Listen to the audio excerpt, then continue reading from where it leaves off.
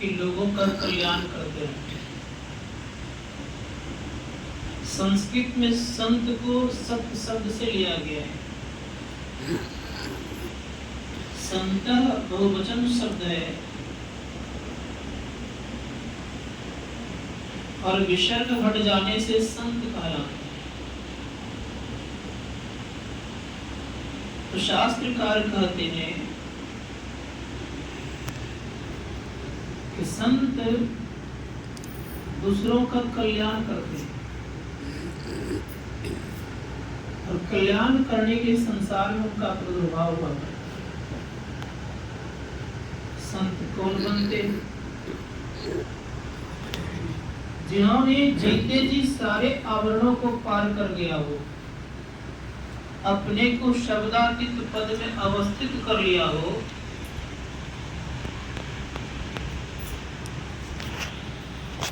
उन्हें हम संत कहते हैं। दूसरे शब्दों में अगर कहा जाए, जीवित अवस्था में स्थूल सूक्ष्म कारण महाकारण कैवल्य को पार करके शब्दातीत पद में जो अपने आप को अवस्थित कर लिया हो, उसे हम संत कहते हैं। गोस्वामी जी महाराज ने कहा है कि संत जो होते हैं वे खट विकार जित होते हैं। किसी भी विकार के अंतर्गत वो नहीं आते। संत कभी भी खट विकार का शिकार नहीं होते, सदैव याद रखिए। कुछ वर्ष पहले की बात है, रेलगाड़ी से मैं सफर कर रहा था। साधु का वेश देख करके जानते ही लोग कितना ताना मारते हैं। मेरा सीट सुरक्षित किया गया था, आरक्षित था। कुछ लोग बैठ गए, कहा आपका यहाँ जगह नहीं है। कि भैया मेरा सीट है।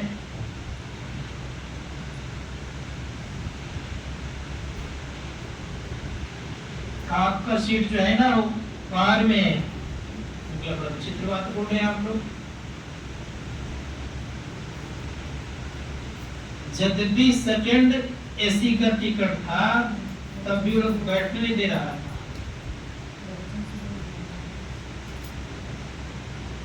ये मैंने कहा कि अगर बैठने अगर नहीं देंगे तो मुझे कुछ और कुछ करना पड़ेगा। क्या करेंगे आप? तो उस समय कुछ विशेष घटना घट गई थी, उसका नाम जिक्र करने लग गए। मैंने कहा भाई सुनो, तुम्हारे आम का गाछ कुछ है क्या? उसने कहा गाछ तो नहीं है। कहीं देखा है गाछ को? खबोते देखे हैं हमने। कि उसमें अगर दो चार आम खराब निकले तो क्या सब आम खराब ही होता है? कुछ चुप हुआ। फिर और शब्द का भी उच्चारण करके उनको एग्जाम्पल दिया। अब जो चुप हुआ, हर रास्ते कोई कुछ नहीं बोला। ये तो इतना बैठने तक नहीं देता था। तो साधुओं के जो प्रति एक नजरिया हुआ करता है, एक अलग ही नजरिया हुआ करता है। लेकिन गोस्वामी जी महाराज कह रहे हैं कि जो संत होते हैं उनके जीवन में किसी प्रकार का विकार नहीं होता है। खट विकार जित अलग अकामा अचल अकिंचन सुखधामा अमित बोध अनिमित भोगी सत्य सार कवि को। संत पंतदास जी महाराज कहते हैं कि भगवान करें उधो संत अगर बेचे तो मैं बिक जाऊं, संत न मुझते न्यारा उधो मोई संत सदा अति प्यारा। करें भगवान कह रहे हैं कि अगर संत मुझे बेचना चाहेंगे तो मैं बिक जाऊंगा। कितना संत प्यारे भगवान। कपड़े रंगा करके केवल रहने से कोई संत नहीं हो जाता। कपड़े रंगा कर कोई कपट का जाल न बिछाया तो फिर वो क्या? आजकल कपड़े रंग रंग करके लोग बहुत कुछ करते हैं। धनबाद में मैं रहता हूँ, कभी कभी दुकान चला जाता हूँ, कहता आप सब दिन यही कपड़ा पहनते रहते हैं, बोल बम कब्बे गए हैं। सावन भादर सब पार जाता है, तभी एक कपड़ा पहनते हैं। मैंने कहा भैया मैं सब दिन यही पहनता हूँ, आपको खराब नहीं लगता है? एक कपड़ा पहने रहते हैं आप। हमने खराब ही स्वीकार किया तो मैं क्या करूं? तो बड़ी विचित्र लीला है दुनिया की। संत महात्मा ने कहा कि संत जो होते हैं बड़े सहनशील भी होते हैं, सहना पड़ता है। कितना सहनशील होते हैं? एक जंगल में एक महात्मा जी साधना कर रहे थे, समाधि अवस्था में चले गए थे। जहां सत्य रहता वहां असत्य भी रहता, याद रखिएगा। असत्य ना रहे तो सत्य का कोई भाव ही नहीं होगा।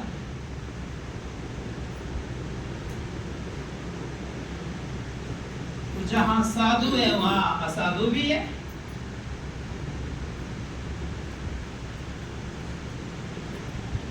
तो साधु साधना में रत थे, वहां कुछ लोग डकैत भी रहा करते जंगल में। एक व्यक्ति ने बड़ा सुंदर शब्द का प्रयोग किया है,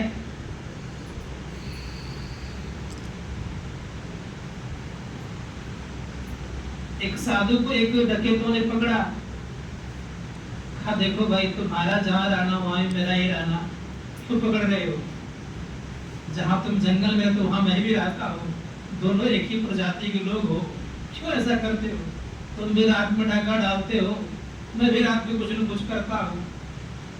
तुम डाका डालते हो, मैं भी अंधकार के टाट को फाड़ते रहता हूँ, तो दोनों काम तो एक ही करते हो, अंतर तो कुछ है नहीं।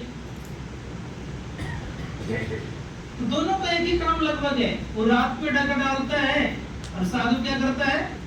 अंधकार को फोड़ता है। कब? रात के रात जग करके ये तो काम करता है। इस बात का जब प्रयोग उन्होंने किया, कहा छोड़ दो भाई साधु, ऐसे कुछ करना नहीं, इसके पास कुछ नहीं होगा, छोड़ दिया। तो समाधिस्थ थे वो साधु, कोई अंतर था नहीं उनके जीवन में। लेकिन किन्हीं बदमाशों को श्रद्धा भी आती साधु के प्रति। अब वो जा रहे थे डकैती करने के लिए, आंख बंद किए हुए साधु कहते हैं कि महाराज जा रहा हूँ डाका डालने के लिए, अगर अच्छी खासी अगर संपत्ति मिल जाएगी, जो सबसे कीमती और बहुमूल्य चीज वो आपको भेंट करूंगा। अब वो चल दिए, गए तो सच में अच्छी खासी संपत्ति हाथ लग गई। राजा के गए थे डाका डालने के लिए, परिणाम ये हुआ एक सुंदर सा हार मिला। कहा कि मैंने कहा था कि बहुमूल्य चीज भेंट करूंगा, इससे बढ़िया क्या होगा? तो सुंदर हार जो रानी का था वो हार उस महात्मा जी गले में बना दिया गया।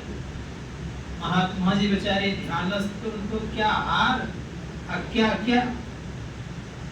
लेकिन सिपाहियों को भेजा था चोर का पता लगाओ। अब चोर का पता लगाने के लिए जब चला, देखता है खूब सुंदर हार पहने है, दाढ़ी बड़ी बड़ी है, बाल बड़ा बड़ा है, गैरिक वस्त्र पहने हैं। सिपाही को तो पढ़ाई सिपाही की तरह होती मालूम है ही आपको। उसने कहा लगता है ये दिन में आंख बंद करके बैठा रहता है, रात में डाका डालता है। अब स्त्री हो गई, दो चार घंटा दिया, वह तब तो उठ के बैठा हुआ था, को असर नहीं पड़ा। राजा ने कहा कि देखो जब तक मैंने तब तक कुछ ज्यादा कुछ करना नहीं। जब वो आ गए तो हाथी पे चढ़ करके आए। हाथी पर चढ़ करके जब आए, उस हाथी को कुचलवा दिया गया। भाला रोका गया, तलवार चलाया गया, कोई असर नहीं। जब सब हार गए तब चेतना रूप में जब आए वे देखते हैं शरीर का हालत तो बहुत खराब। संत महात्मा गण कहते जो साधु होते हैं उनकी स्थिति कैसी है? का सांझ भोर दिन रैन कछु जाने नहीं, बाहर जड़वत रहे अंतर चेतन। दिन रात सांझ भोर कुछ जानता नहीं। हम लोग भी मच्छर काटे या न काटे, केवल बैठ जाए तो तुरंत वहां हाथ हो जाता है, पैसे को साधु भाई। इसीलिए संत महात्मा गण कहते हैं अंतर नहीं पड़ना चाहिए। साधना ऐसी होनी चाहिए कि आपकी चेतन सिमट जाए, संपूर्ण शरीर में चेतन फैला हुआ है और मच्छर के बैठने जब आपको भान हो जा रहा है, जिसका मतलब है कि जरा सा भी आपकी चेतना सिमटी नहीं है। अगर सिमटी होती कि पंखे की आवाज कौन पूछे, कोई आवाज आपको नहीं सुनाई पड़ता। जिनके सिमटते हैं सूरत वो पक्के साधु भी हो जाते, याद रखिएगा। इसलिए संतों ने कहा कि सूरत को सिमटने वाले को साधु कहते हैं। परिभाषा दिया, कहा मुजाफिल अभ्यास करने वाले को साधु कहते हैं, सदैव याद रखिएगा। मुजाफिल कहते हैं जो अजगैबी आवाज की अभ्यास करता है उसे हम साधु कहते हैं। सबको साधु नहीं कह देते, उसका अभ्यास ही होना चाहिए, चाहे वो घर में हो या मठ में हो या वन में हो या आश्रम में हो, तो कहीं अगर उसका अभ्यास करता है तो साधु है। उन साधुओं का वर्णन सात बनिक मणिगुण जैसे वाली बात हो जाती है, अर्थात शेष महेश गणेश दिनेश भी उस साधुओं का वर्णन नहीं कर सकता है। इसीलिए महात्मा कहते हैं उस साधुओं को जानने का चेष्टा कीजिए। इसलिए आपने सुना गिरिदास जी महाराज की वाणी, साहब से सदगुरु है, सदगुरु से भय साध, ये तीनों अंग एक है, गति कछु अगम आधार। ये तीनों अंग एक है। वो कैसे हैं? वो किसी तरह रहेंगे, भगवान उससे खुश रहेंगे।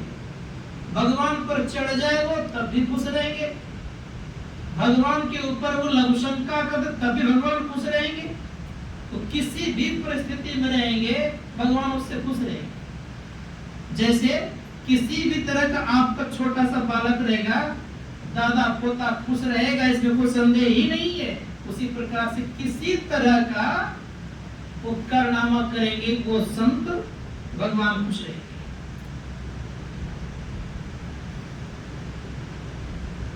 कहेंगे कैसे? एक प्रसंग सुनाता हूं मैं आप लोगों को। तेलंग स्वामी महाराज थे, बहुत अच्छे संत थे, और काशी में एक विष्णुगुप्त नाम करके महात्मा रहते थे। ये कर्मकांडी भी थे और शास्त्र अध्ययन काफी किए थे। शास्त्र के अनुसार वो किसी को नापते और जोपते थे। साधुओं को शास्त्र के अनुसार नाप जोप ले सकते हैं। संत साहब ने कहा जो कोई कहे साधु को चिन्ना तुलसी हाथ कान कर देना, नहीं जोप सकते उसको। तो विद्वान क्या करता है? साधु को अपने ज्ञान के तराजू पर तौलते रहता है और ज्ञान से परे होते साधु, उस ज्ञान के अंतर्गत में नहीं आता। बात आ रही है? ये बार-बार तो तराजू पर तौले, ज्ञान के तराजू पर। स्थिति ऐसी बनती थी, कभी-कभी इनके कारनामा देख करके साधु का, महात्मा का बड़े ही प्रसन्न होते, सफाई हो जाते। अब देखा कि काफी मेरे तरफ सफाई की बढ़ती जा रही है, तो तेलंग स्वामी क्या करते थे? उनके जो इष्ट देव थे भगवान शिव, जहां भगवान शिव का शिवलिंग देखा वहीं पर लघु शंका। अब जैसे उस पर लघु शंका करे तो क्या हाल हो? जो श्रद्धा थी उनके पर तो श्रद्धा हो रही थी, वो श्रद्धा टूट गई। कब आपके पास में लाने वाला नहीं, जा रहा हूं, तब ठीक है जाओ। फिर 2-4 दिन रहते देख घर में फिर श्रद्धा बढ़ जाती है, फिर आ जाओ। एक दिन अनंत स्वामी कहते हैं कि देखो तुम आना जाना क्यों करते हो? कहा कि देखिए हमको भगवान शिव के पुत्र श्रद्धा है, तो आप क्या करते हैं, तो मेरे इष्ट के ऊपर लघुशंका कर देते हैं, इसीलिए आपके प्रति मेरी श्रद्धा टूट जाती है। तब तुमने भगवान से कभी याचना की है कि जो लघुशंका करता है वो दुष्ट है कि अच्छा के पूछ, तुमने जिज्ञासा की है? और उनसे मैं किसी जिज्ञासा करूंगा, आपका ठीक है आज देख लेना। वो क्या करते हैं, बड़े प्रेम से भोजन करके विश्राम करने के लिए गए, और जब ऐसे विश्राम करने के लिए गए उनकी वृत्ति थोड़ी सी गई, और भगवान शिव का देखो किसी तरह से मुझे करेंगे ना, फिर उससे मैं नाराज है तो उसका प्रसन्न नहीं रहता। उसी दरमियान में एक माता जी भगवान शिव की पूजा करने रोज जाती थी, पड़े रहते थे, तन पर वस्त्र नहीं, रास्ते में पड़े रहते, भला बुरा कर दी बेचारी ने, लेकिन भला बुरा करने के बाद भी घर जब गई कभी भगवान शिव का दर्शन नहीं हुआ था। जैसे जलपान करती है, जलपान करने के बाद अपने कमरे में जाती है, देखते भगवान शिव का दर्शन करती है, कहते जिस कारण से तुम मेरी पूजा कर रही हो ना, वह कारण का निवारण हमसे नहीं होगा, वो जो रास्ते में तुमको मिला था ना उससे हो गया। अब सोचिए जो भला बुरा कह दी हो, अब वो कैसे जाएगी? वो फिर अपने को संभालते वहां जाती है, और जाकर के बड़े प्रेम से कहती है, कहाँ मैं जान गया तुमको भगवान शिव ने भेजा है, तभी तुम मेरे पास आई है, जाओ काम हो जाए। अब विष्णु गुप्त को क्या किया, देखा कि श्रद्धा टूट गई है, कहा चलो आज दीक्षा ले लो। श्रद्धा टूट जा, दीक्षा को लेगा? कहने ना आपसे दीक्षा लेने वाले नहीं है हम, उसने विद्वान आदमी थे, नहीं लेगा। कहने गंगा किनारे से कुछ दूर में टहल रहे, कहा जाओ स्नान करके आओ। कहा नहीं, स्नान भी नहीं करूंगा मैं, और दीक्षा आपसे लूंगा। उठाया फुटबॉल को उठा करके फेंक गंगा जी, अब फेंक दिया, उमड़ू पड़ लगे, कहा दीक्षा लेगा? कहा जाओ। फिर वहां से उठाया, यहाँ लेकर दीक्षा दी। तो संत किसी भी तरह के होते हैं ना, भगवान को प्रिय ही होते हैं। इसीलिए कहा कि संत बेचे तो मैं बिक जाऊं, वो बेच देंगे तो मैं बिक जाऊंगा, क्योंकि संत हमारे प्राण हैं। राहों में उनके संग में तीनों लोक रहे संत के हाथ, एक लोग कौन पूछे, तीनों लोग उनके संग रहता है। इसीलिए संत अगर किसी को दे देते हैं तो किसी की ताकत नहीं है कि उसको आप रोक दें। संत महात्मा कहते कोशिश कीजिए जीवन में, जब साधु बनते तो वो एक चेतना को समेट लेते हैं। क्या हो गया, बड़े उदास बैठे हैं।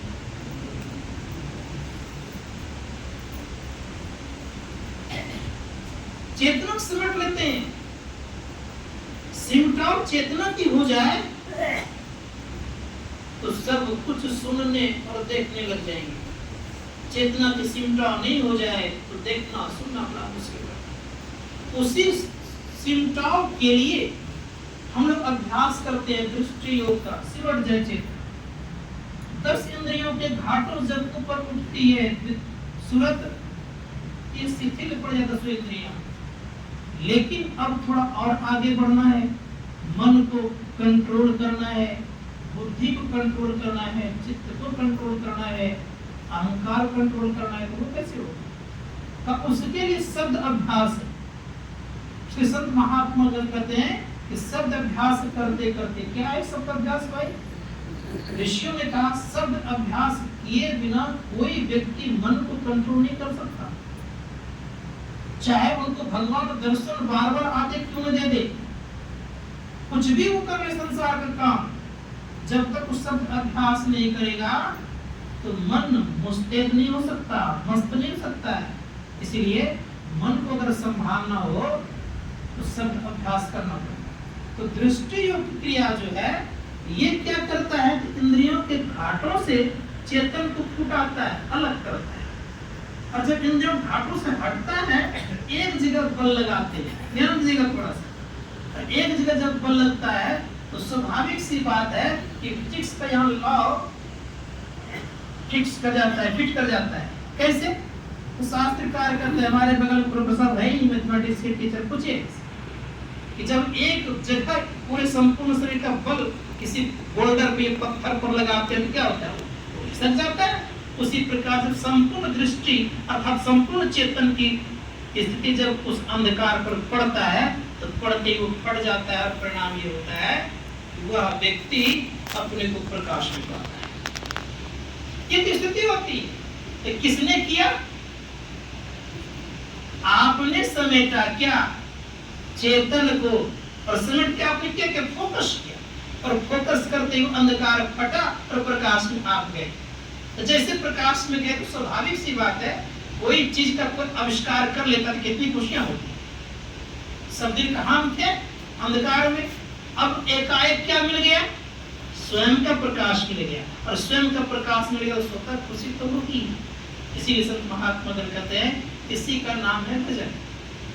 और ये काम करते हैं, आप भजन कर रहे हैं चाहे किसी वेश में है, ये काम आप कर रहे हैं, आप घर बैठे जोगी हैं, ये काम कर रहे हैं तो घर बैठे आप साधु हैं,